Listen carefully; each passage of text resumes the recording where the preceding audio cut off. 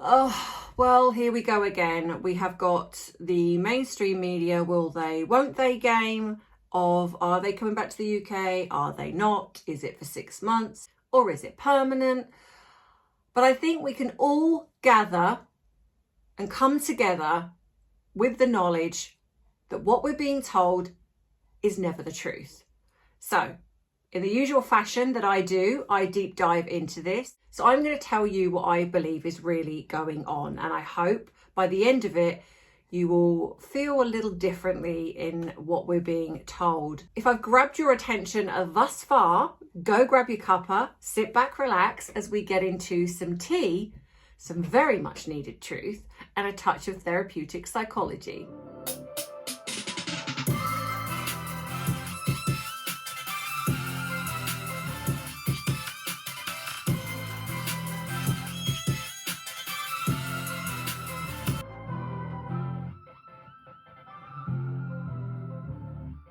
So hey everyone, so I'm sure most of you by now have just been scrolling and looking at kind of what's going on as the news dropped last week, I think it was, that Harry and Meghan are moving back to the UK. Now, of course, like you, when I saw that, my stomach dropped, but I am very much, I think because of my training, I always go into, but are they? What is really going on here?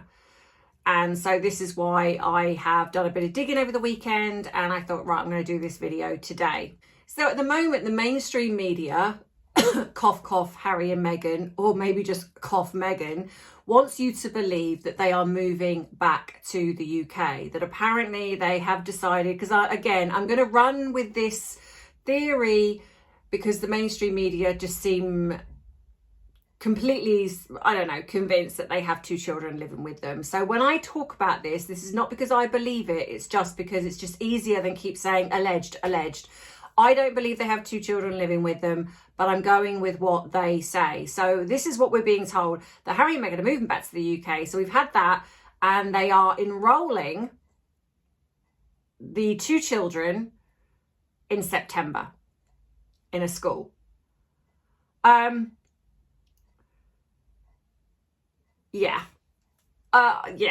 Well, I'm going to get into everything, because when I saw that, my first thought was, what? There's just so much to unpack here. If you strip away like these headlines that come out, these clickbait headlines, the things that we're being told, if you strip it back and put critical thinking head on and emotion out of the way, because I get it, I know, I mean, I've been watching Instagram, X, Facebook, and everywhere there is outrage. In my opinion, this just doesn't add up. None of it does. So then it begs the question, so what is really going on? It wasn't that long ago. So we're talking like after when I believe Harry met with his father and Meghan and the 2 children were added in to create, I think, a media narrative change. We saw a lot of media coming out that Harry was wanting to spend more time in the UK. There was no mention of Meghan, no mention of the alleged kids. It was just him wanting to come over here and spend more time over here. And I'm guessing possibly wanting to spend more time with his father. Now, again, you've got to remember this is in a private capacity. Regardless of whatever's going on, it is, if King Charles wants to work through forgiveness and try and forgive him, that's his right. Doesn't mean he's not coming back as a working royal. This is a father and a son. Now, we all know that Harry possibly is trying to manipulate his way back in. But again, this is for him and his father to try and sort out. So this is what we were being sort of shown in the media for months, and it sort of amped up around the time Harry met with his father, because as I've said, I don't believe that Meghan was there or the alleged 2 children, but it started to get leaked sort of quietly, and it amped up a little bit, that Harry was looking to create a foothold or have a bolt hole here in the UK because he would like to spend more time here.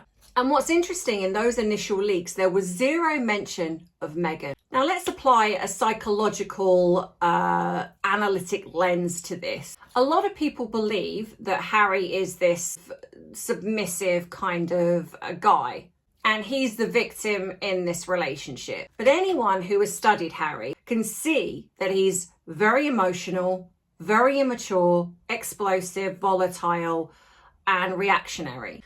And I know, given my professional experience, that in pretty much most cases, especially when you're in a relationship with a narcissist, this does not work.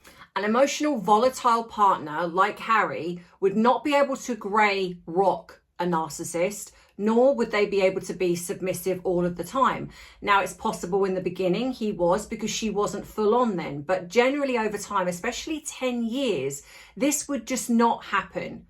It just wouldn't. To be in a relationship generally with a narcissist, one person that's not has to be incredibly submissive, or they grey rock, which means they are not emotional. They just let them get on with it, and they just do whatever and don't do anything to antagonize them. Just almost act as if they don't care, but they just don't rise to anything. Someone like Harry wouldn't be able to do this long term. He'd be able to do it maybe in fits and starts, but he wouldn't be able to do this consistently long term. And eventually he would hit a breaking point.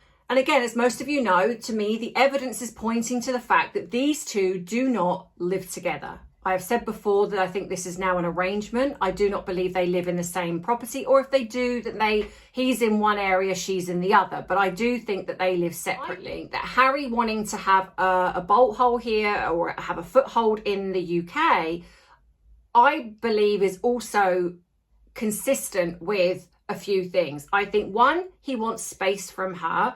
Perhaps in some ways he feels safer here in the UK, even though things are not great with his family. He knows the UK, so he probably feels a bit safer here. Plus the fact with his father not being very well, perhaps there is an element of him that does want to be here. But I also think that some of it, maybe even most of it, is connected to possibly his visa with what is going on at the moment, but also because I believe he has a son here in the UK. And it's possible that he wants to be able to see him more or stay here without the influence of Meghan. What happened next is what is called narcissistic injury. All of a sudden, we no longer have that Harry is thinking of coming here or having this foothold here.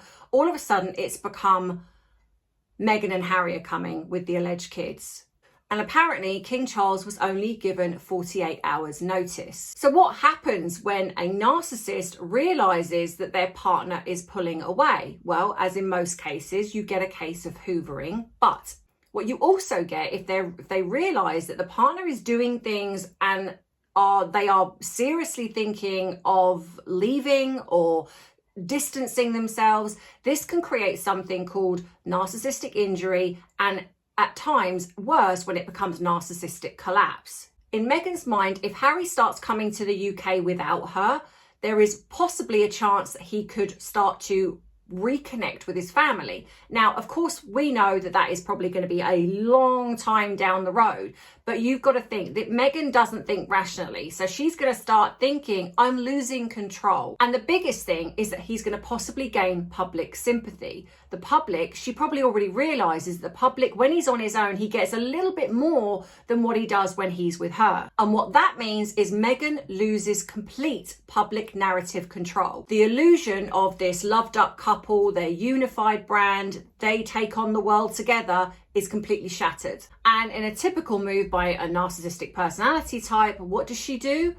She reacts and she hijacks his exit strategy. Almost overnight, solo Harry becomes Harry, Meghan, and the alleged kids. The narrative was completely crushed. The global press suddenly was given leaks of their moving to the UK as a family, and the children are being enrolled in a British school. By leaking this massive announcement and ambushing King Charles and the family with only 48 hours heads up, she effectively trapped Harry. She took his public desire for a UK bolt hole, somewhere that he could come on his own. She hijacked it and weaponized it publicly. She basically forced herself back into his timeline and made the media narrative now become about her. What Meghan is basically assuring here is that wherever he goes, her brand follows. Now, this was being leaked as a permanent move, or it certainly was being implied,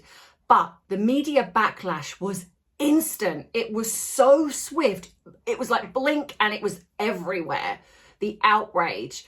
And then, of course, what happened is the narrative flinched, because suddenly it wasn't, oh, this is a permanent move back to the UK. Now it's for 6 months. And this is like how this was progressing. At this point, there was no mention of this role that she was supposedly in talks for. It went from they're both moving back with the alleged kids are being enrolled in a UK school. Suddenly, now it's, oh, we're only coming back for 6 months. Now, ask yourself this: what rational parent, and again, we're going with the belief that the media seem to think that Harry and Meghan are living in this Montecito mansion and they have 2 children living with them.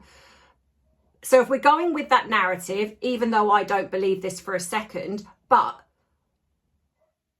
what rational parent uproots 2 young children, all allegedly, from the school they're supposedly in with their friends, again, all allegedly, and not only takes them to another country, but enrolls them in a school in that country for 6 months? In my opinion, nobody does that.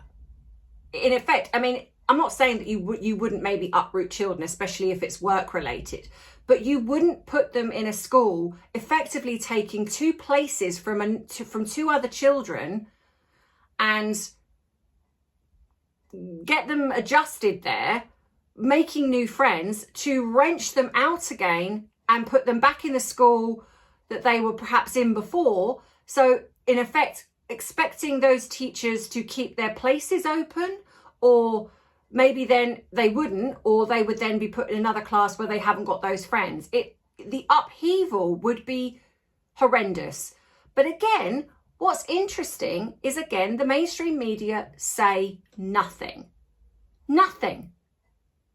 Not one critique of how outrageous this is. In my opinion, this 6-month agreement is not an educational plan for these 2 children. It's now become a face-saving exit strategy, because in Meghan's mind, if she comes here for 6 months, then, or Harry comes here for 6 months and it doesn't work out, or she doesn't like the fact that he's over here for 6 months, then he can go back, or they can go back, and it can be like, well, we did try, but the royal family was so terrible, or the British media was so terrible, the British public was so terrible, and we just had to go back for the safety of our children that nobody is potentially going to see. So in effect, the 2 children are going to be used as chess pieces, geographical chess pieces. So after that, we then get that they're temporarily moving here for 6 months because Meghan has been offered a role in a series. So the way that they described this was like she'd got this Hollywood break, that this was, you know, this is why she's coming here to the UK for 6 months. Now, again, before we get into this, selfishly, she, instead of coming over here by herself, she then thinks that coming over here with Harry, uprooting 2 young children, again, this is what the media are just putting out there and not critiquing, uprooting 2 young children to put them in a British school, effectively taking 2 places away from 2 other children that could have had it for 6 months, then taking them back, but for a series, The Gentleman, that's not even been greenlit for the 3rd series yet. So it's not that this is even a sure thing. It's not that this is absolutely happening. This is all a hypothetical. Understand how deep her psychological desperation goes. You have to look a bit deeper here, because Guy Ritchie, like I say, firstly, this has not even been greenlit for the 3rd season. I think the 2nd season is just about to drop. Guy Ritchie is also friends with Prince William and the Beckhams And also, he is a distant relative of Catherine. He's like, I think, cousin 6th removed or something like that. Now, okay, I mean, it's down the line, but still, he is still a blood relation of Princess Catherine. So it's interesting, of all the people that she could try to get involved with, it's him.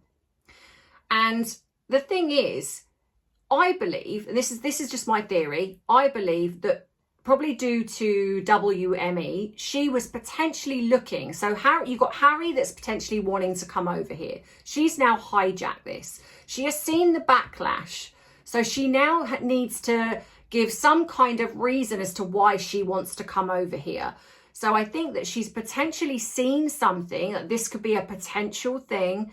And she's probably reached out to Guy Ritchie, putting her name forward because she thinks she's such a talented actress, and she's possibly been ignored.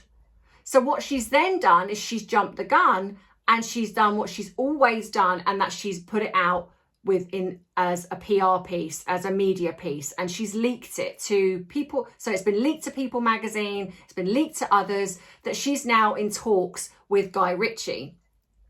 The problem is that has completely backfired on her. And if there was ever going to be anything, it is now no longer, because apparently Tina Brown said that she was in possible talks. And I don't believe that. I think that's probably her reaching out to Netflix saying, I want to sit down with Guy Ritchie because I'd really like a part in this. And Netflix possibly appeasing her and saying, well, yeah, we'll get in touch with him. And that may be as far as it went, if that. And then, of course, now it's not happening. And that all changed in 24 hours. Now, this is what we call manifestation PR. This is exactly what a lot of people in the industry do. If they want something and they're not happy with it, it's going a bit slow, they will then utilize the mainstream media to put things out. And Meghan has done this before with the Met Gala, where she's wanting to get an invite to the Met Gala, and so she puts things out saying that she might be going to the Met Gala, or she'll talk about something in the hope that Anna Wintour, who probably would absolutely never have her invited to the Met Gala because she's very, very good friends with Victoria Beckham, but Meghan, this is what she does.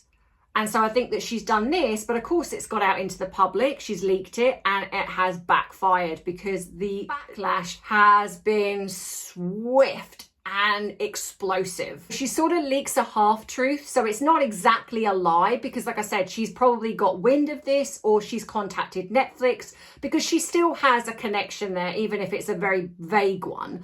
So she's probably found out that this is possibly going to go ahead. So she's like, oh, I would like that. Because again, like I say, she's hijacked Harry's exit strategy. She needs a reason to come over here now. And so she's utilized this to do it. And because of the media frenzy, it almost creates it to look like she's in demand, when we all know the truth. She's not in demand.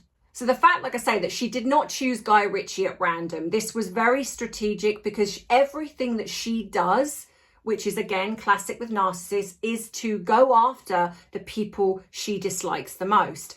And the other thing as well is this also potentially could be to scupper Harry, because the more she does things to anger the royal family, to anger Prince William, who is the future heir to the throne, in a way, it's almost going to create William to then direct that anger at Harry as well, because he's going to believe that possibly he's in on it. He might be, but I doubt it. So what she's trying to do is consistently scupper Harry's chances of ever making amends with his family, because the more that she does that, the more he needs her, because he doesn't have anybody else. Or the other thing is something called social hijacking, is where if she inserts herself into Guy Ritchie's orbit, she's basically saying to William and Catherine, you can banish me from the palace, but I will use whatever I can to buy my way into your inner circle. And this is triangulation. This is where they target someone close to the people that they dislike to force a reaction from them, forcing Harry not to want to come back to the UK. And apparently now, of course, it's come out that this is now not happening. You then have the other thing, and this is why I've said before that her target is really William and Catherine. She is doing everything she possibly can to antagonize them. But I think as well, it's also, as I've said, to scupper Harry. She does not want to come back here. She does not want Harry to come back here. She hates the UK. She isn't in control in the UK. Harry feels more control in the UK. If you only look at her body language, the way that she is when she's in America to the way she is here, she's like a deer caught in the headlights. She doesn't know what she's doing. She's not in control, and narcissists hate not being in control. What has she done? She's also dropped another bottle of alcohol, the sparkling wine. And when is that being dropped? Well, what a coinkydink that that's now being timed around when Prince George starts at Eton. Because by using the children and now saying that she's enrolling them in a school, it now attaches them to the algorithm of children like Prince George if you now look up Prince George going to Eton, the chances are within that you're going to start seeing that Archie and Lily attending school in the UK. So she's now hijacked that. But to go a bit further, because just in case that doesn't work, what has she also done? She has decided to release another wine, a sparkling wine. And when is that going to drop? The first week of September. So that is around the time when kids go back to school, when Prince George is also going to be going to Eton. So not only has she tried to hijack it, inserting the two alleged children that supposedly live with them, she's now done this. So now when this comes out, her wine has hijacked onto the algorithm. And this is what she does. You know, this is a highly massive moment for the Prince and Princess of Wales. You know, their eldest boy is now going to Eton. This is huge. And she's hijacked it. Now, don't get me wrong. I don't think for a second it's really going to do that much. But the fact is, this is what she does. And it's, you know, and it's not just that. It's the fact that she releases alcohol as well. It's just so tone deaf, you know, because this is what it's all about for her. It's about what she wants to do, when she wants to do it. Consequences be damned. And in the world of psychology, this is called compulsive upstaging. And what this means is when a person, like Meghan, needs constant center stage validation. So what happens then is when narcissists, they cannot stand a milestone being attributed to their rival. By basically dropping this alcohol just before he goes to school or around the same time, then in a sense, she creates a media ambush. She gets in, she basically gets in first. What she basically wants to do is ensure that whenever anyone looks up Royals September, there she'll be. It will be the drama that's happened, this particular thing with Guy Ritchie. It will be that her alleged kids are going to school, and this wine, as ever, is also in there as well. It's an international cluttering of the news feed, and she does this every single time. If you watch her behaviour, this is what she does. If you look at Highgrove Jam, there she'll be. If you look at Princess Diana, there she'll be. Princess Diana's resting place, there she'll be. And it's all designed to dilute the spotlight from the royal family and bring it back to her. Not Harry, her.